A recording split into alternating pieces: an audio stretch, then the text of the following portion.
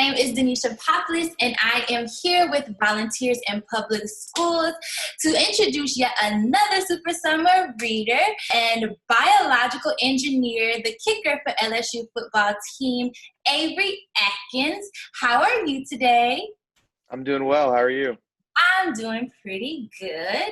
And I just wanted to say thank you so much for being a part of this amazing project, the Super Summer Readers 2020. We truly, truly appreciate your participation. So just tell us a little bit about your major at LSU and what you do for the football team.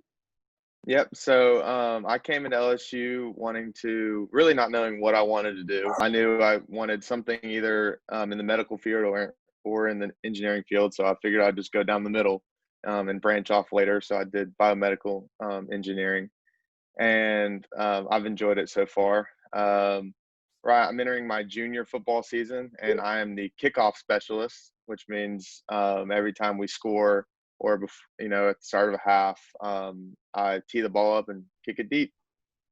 Nice, nice, nice. Well, I am on the opposing side of your team. Oh, But okay, it is okay. still nice to speak with you about this experience. Okay, what are your thoughts on childhood literacy and the importance during the summer months? It's very important because I know that you're in school year round, and you get these couple of months off in the summer, but it's really important to keep up reading and stuff. I know as a kid that I would sit in my room and I would do math workbooks over the summer, and my parents always would come in and be like, "You don't want to go outside?" And I was like, "Nope, I'm going to do this." And in my schools growing up, we had summer reading, and it was just something that it was really important to do to keep up. It's a training process. The more you do it, the better you get at it, and especially at a young age, starting young and doing it even on your off time is really important for your education as of now, but also when you get older. Right, exactly. And that was the entire purpose of this project. We wanted to combat that summer reading loss that children experience during the summer months. And we wanted to give them some influential community figures that they could look at and see while they read their books, because each child actually get 5 books that they can read along with, and visit our YouTube channel and actually see those people in the community reading those books with them, and kind of keeps them engaged. And so what would you say sparked your interest in accepting the invitation to be a Super Summer Reader?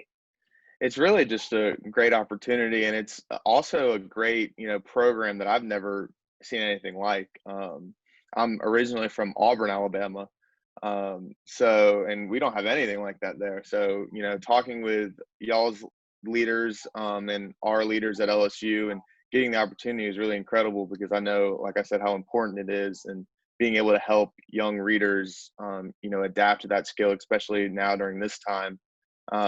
It's a really big deal, and I'm really honored to be invited to be a part of this.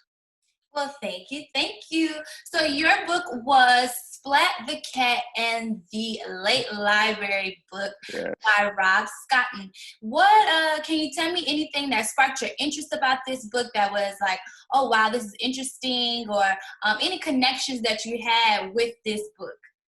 So when I was given the choice of what book I wanted, and I don't know, I looked at it and I was like, this could be really interesting. Um, and well, I originally thought I had read it before. I was like, I think I read this as a kid, um, but it was only released a couple years ago. So I was like, well, that's not possible. But originally I thought I'd read it before, so I chose it, and I liked the book. I thought it was interesting. So. Right, right. And do you think there was anything that kids can connect with this book in particular? Yeah, it's a great moral of Splat the cat. He went through and he was cleaning all this stuff out, and he realized he had an overdue library book, and he was really trying to avoid the problem. Was trying to get all the way around it and try to get out of it. But um, the moral of the story really was like, if you are honest and upfront with at the beginning, then it's going to pay off. And after he tried to get around it, he realized there was nothing he could do but go tell librarian, and it was only a couple of days late, so it really wasn't a big cost. But really the thing is, you want to be upfront at the start. Right, right. That is a great principle to learn early on. And so Hmm. just tell us a little bit about your experience from being the initial contact, and all the way through recording your Super Summer Reader story time. What was that experience like for you? It was really cool. Miss Simmons came or contacted me at first, and we're getting through this process, and then I came back to Baton Rouge after this whole quarantine and everything, and she came to my house, and we kind of went through it. Put the green screen up, chose the book. It was kind of cool, just being able to do that. I'd never been in front of a green screen before, so it was kind of cool. But also just getting to practice it, and I know my roommates were in their rooms listening and stuff. But it was really fun. I think we went through one whole trial, and then the mic wasn't on, so we had to do it again. So it was really just me like just mouthing words, which was kind of funny. But overall, it was a great experience, and I was really happy to be a part of it. Well, thank you so much, Avery Atkins, for being a 2020 Super Summer Reader. We at VIPS truly appreciate your participation. Is there any final message or notes or tips that you can give to parents or children to encourage them to continue reading? Yeah, just stick with it.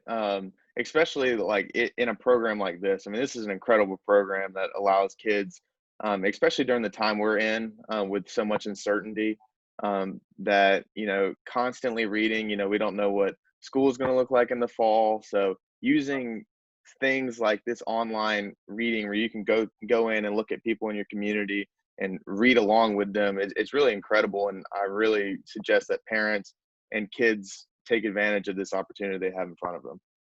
Right, exactly. Well, thank you so much for your time. We truly appreciate you interviewing with us. We can't wait for your story time and read of Splat the Cat in the Late Library book to air this Thursday. So thank you so much. Yeah, thank you.